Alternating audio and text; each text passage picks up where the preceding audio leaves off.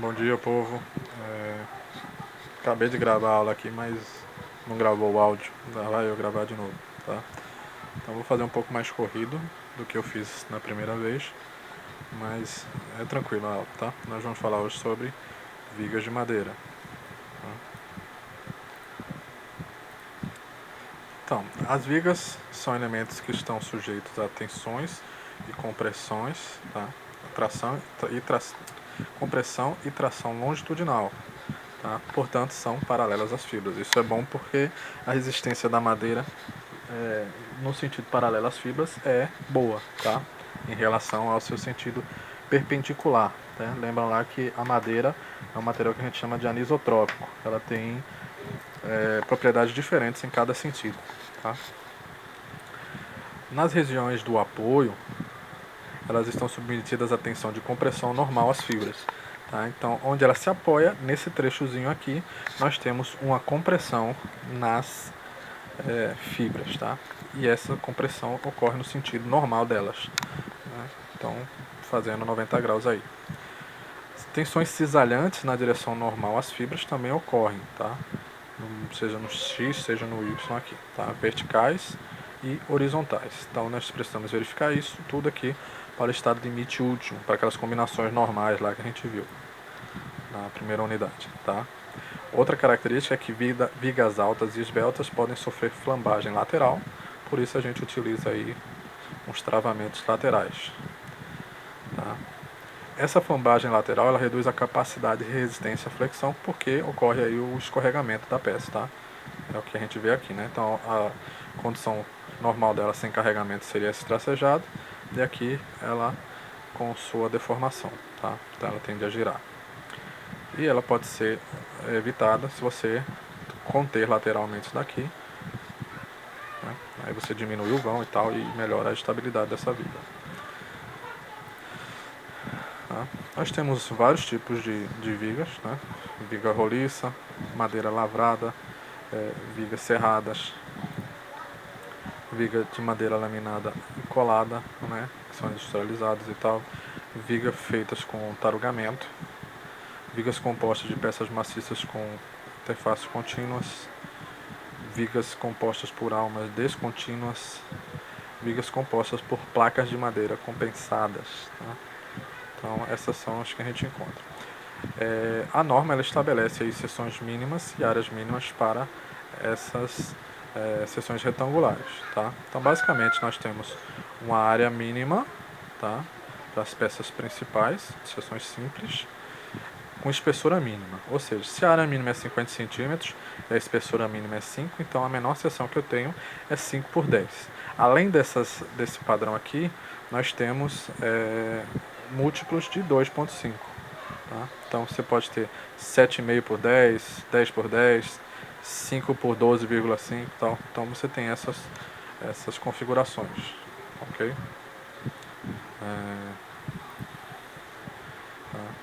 Então, para o cálculo de flexão, os critérios de cálculo que a gente adota são os mesmos que a gente via lá em resistência dos materiais. Tá?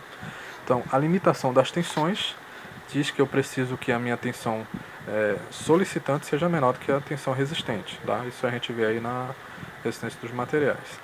A tensão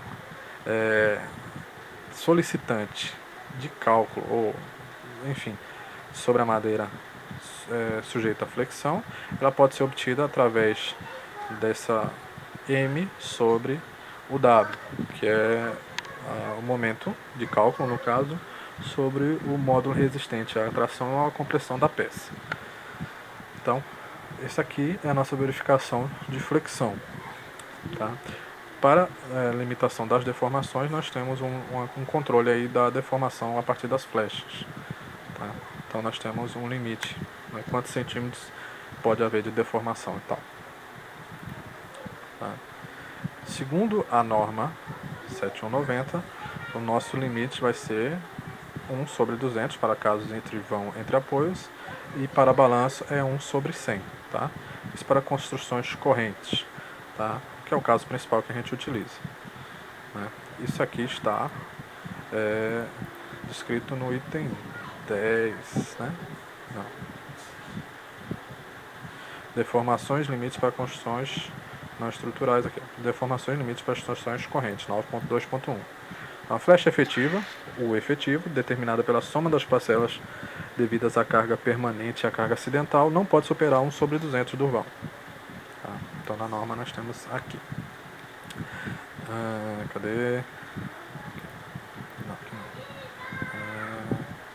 Aqui, voltando. O efetivo, a gente pode observar aí que ela vai variar de acordo com o tipo de carregamento, tá? A gente já volta para aquela parte. As flechas, elas são dadas pela soma dos efeitos de deformação elástica mais os efeitos de deformação ao longo do tempo, tá? Que é igual aí a soma dessas duas parcelas, que pode ser mais ou menos descrita como a deformação elástica mais o coeficiente de fluência, tá? Que é dado em função de uma classe de umidade e do tipo de carregamento. Tá?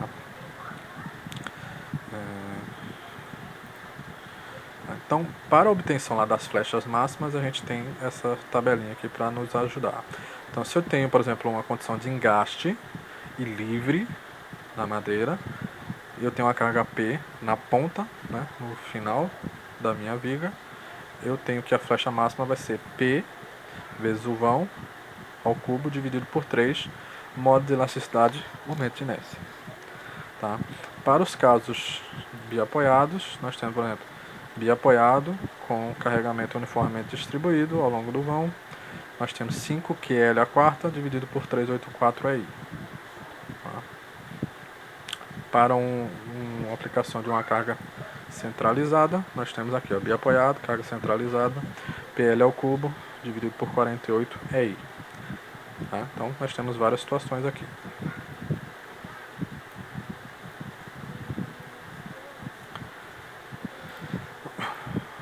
Tá? Para diminuir essas flechas, muitas vezes a gente utiliza da contraflecha, assim como se faz, por exemplo, um concreto protendido e tal. Sempre que possível, as vigas de madeira devem ser feitas com uma contraflecha, de modo a evitar efeitos pouco estéticos, porque na madeira parece que é mais evidente, a gente consegue enxergar melhor essas deformações. Tá? As vigas laminadas e coladas podem ser constituídas como contraflecha, bastando colar as lâminas com a curvatura especificada. Os valores de contraflecha podem ser especificados no projeto de modo a compensar os deslocamentos totais. Tá?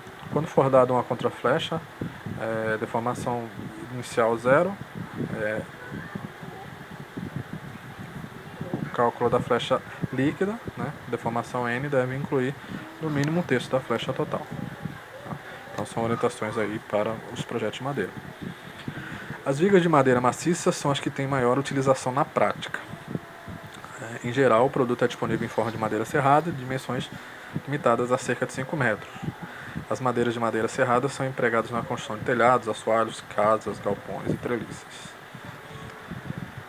Elas podem ser simples ou contínuas. Tá?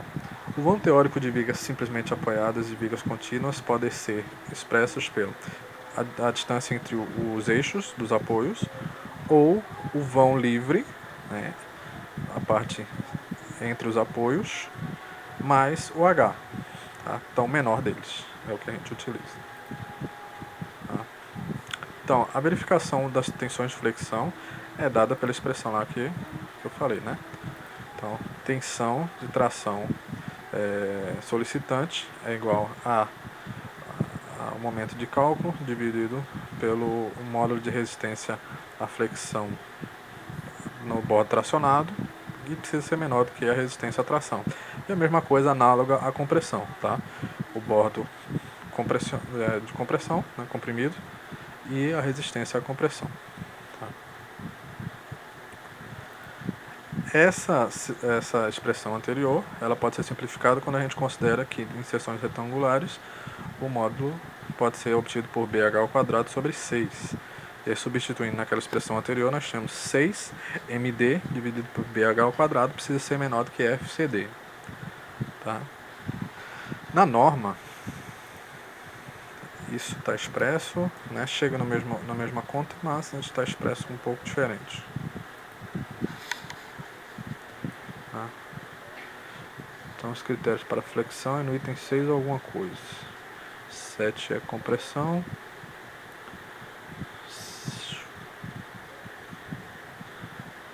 resistência, tensões normais, inclinadas, isso aqui. Flexão simples reta. Então nós temos aqui tensão CD é igual a MD sobre WC, e o WC é 1 sobre o YC, que é a diferença entre o centro de massa, o centro de gravidade, e o bordo mais comprimido. Tá? Então aqui nós temos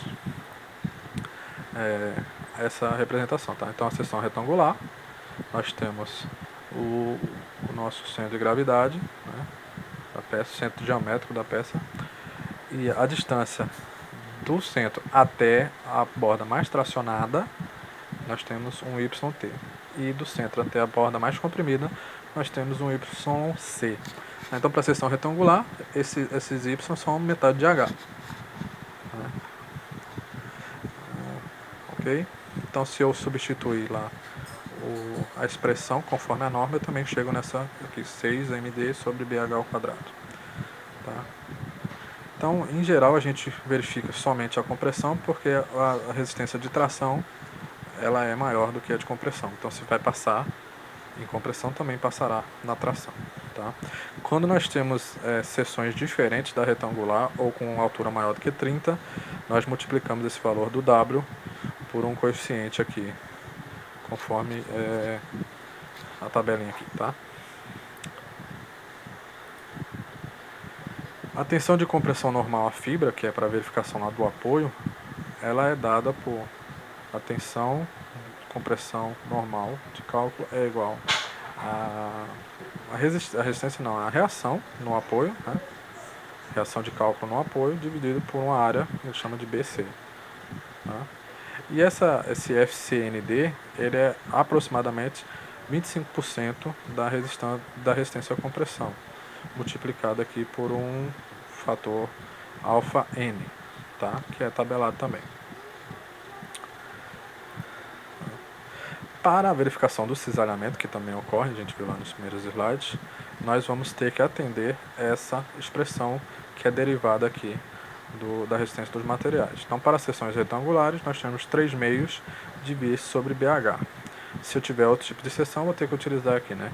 Cortante vezes o momento estático dividido pela base vezes o momento de inércia. Ok? E aqui nós temos um exemplo para poder fazer a aplicação. Tá? Esse exemplo foi resolvido aqui no Word, mas como eu disse, eu acabei não gravando o áudio, hoje ficou perdido. 1 hora de gravação perdida. Então o que nós temos? Para elucidar todos os conceitos da aula de hoje, uma viga de 15 por 30 de IP, tá? Seção aqui desenhada, trabalha sobre uma carga de 12 kN. Esse carregamento aqui eu não coloquei se ele é de cálculo, se ele é permanente e tal. E a gente vai considerar ele como sendo de cálculo, tá? Para todas as hipóteses. Então lembrar que se eu der carga permanente, vocês vão combinar. Se eu der carga variável, sei lá qual for a carga que eu der, vocês vão aplicar as combinações normais, no mínimo as normais, né? Se eu não pedir outra, para os carregamentos que eu for precisar verificar o estado limite último, e lembrar de fazer as combinações para o estado limite de serviço, que a partir de agora nós vamos verificar também deformação. Tá? E aí cada carregamento, cada combinação tem suas particularidades, ok? Mas que estão bem descritos, bem pontuadas na norma. Então, verificar a viga considerando as limitações de tensões e deformações, ou seja, quando ele incluiu deformação aqui, eu vou ter que verificar a flecha. Tá? Tensões, eu vou ver tensão de flexão, tensão do cortante e também a tensão lá no apoio. Tá? Então, nós temos a viga de 5 metros com carregamento aqui. Lembram que o vão entre apoios, o eixo dele, é uma das condições para se calcular. A outra seria se eu tivesse a dimensão fora dos apoios, né, só a parte de dentro aqui, mais a altura de 30. Então, a menor dos dois seria a minha resposta, né, meu L, meu vão. Também são dados na questão os valores de cálculo, para que não precise calcular mais nada. Tá? Não utilizar os camotes para não perder tempo nessa questão, tá? Não ficar tão longo. Vocês já fizeram bastante na primeira unidade. 0,47 kN por centímetro quadrado também. Então essas foram as informações. Então, ó, o que eu preciso atender? Para a flexão, eu preciso fazer com que a minha tensão da flexão seja menor do que a minha resistência à compressão. A resistência à compressão foi dada aqui na unidade que eu vou utilizar, 1,91. Tá? Preciso do MD, que eu posso calcular sabendo o carregamento, sabendo o vão, e eu sei, dividido por W, que a gente viu ali que essa expressão pode ser descrita aqui, ó, 6mdBh ao quadrado. Tá? Então, primeira coisa, o momento. O momento para uma viga biapoiada com carregamento uniformemente distribuído é o que a gente chama de Q vezes o L ao quadrado dividido por 8. Q é 12, L é 5 ao quadrado dividido por 8. 37,5 kN/m. Tá? Normalmente, nós vamos estar trabalhando em kN/cm. Tá? É uma unidade mais fácil da gente visualizar e mais fácil de converter.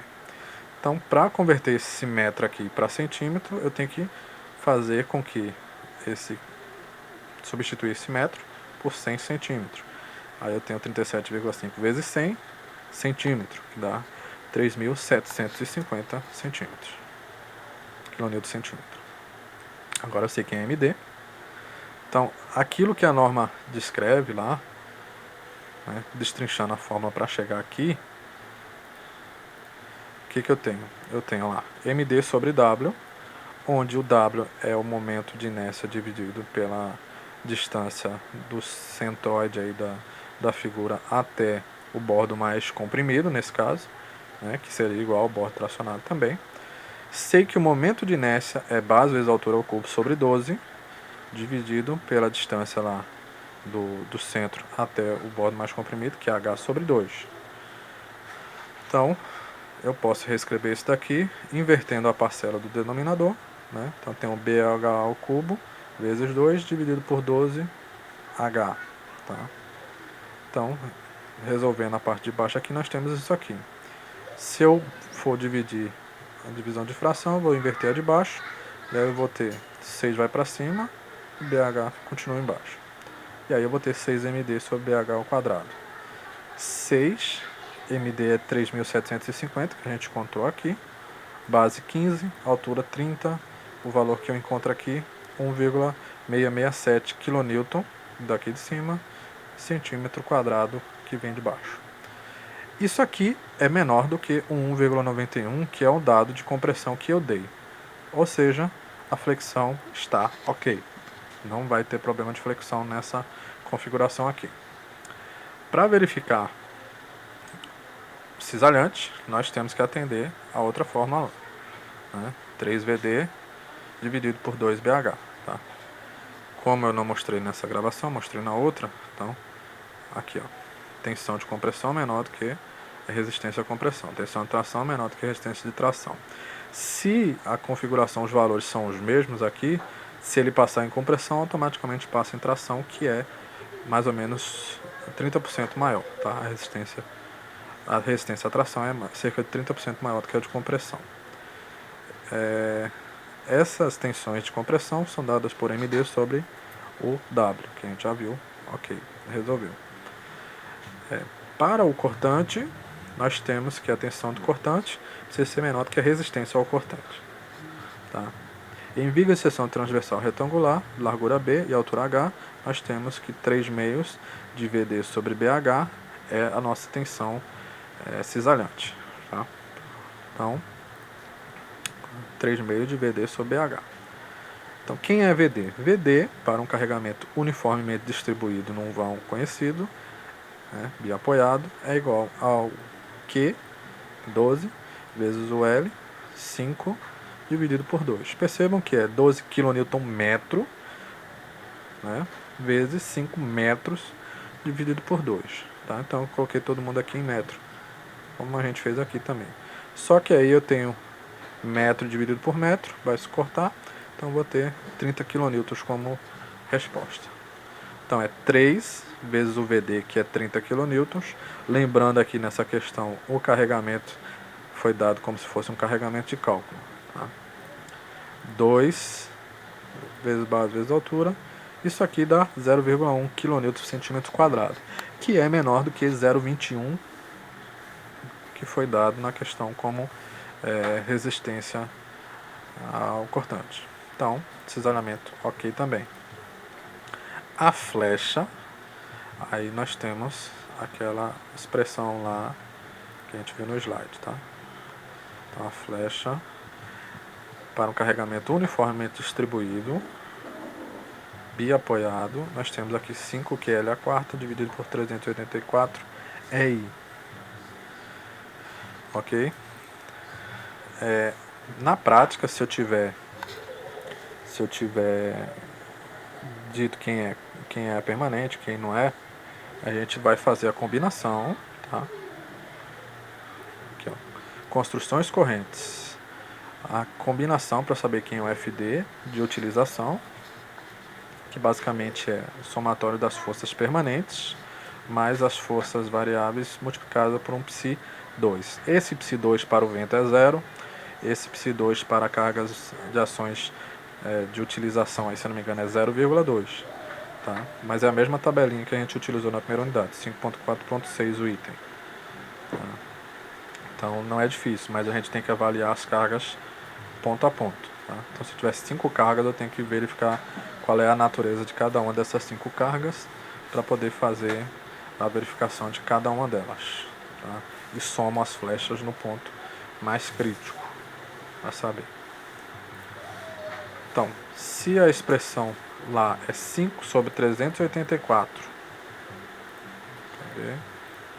5 sobre 384, 5Q, quem é o Q?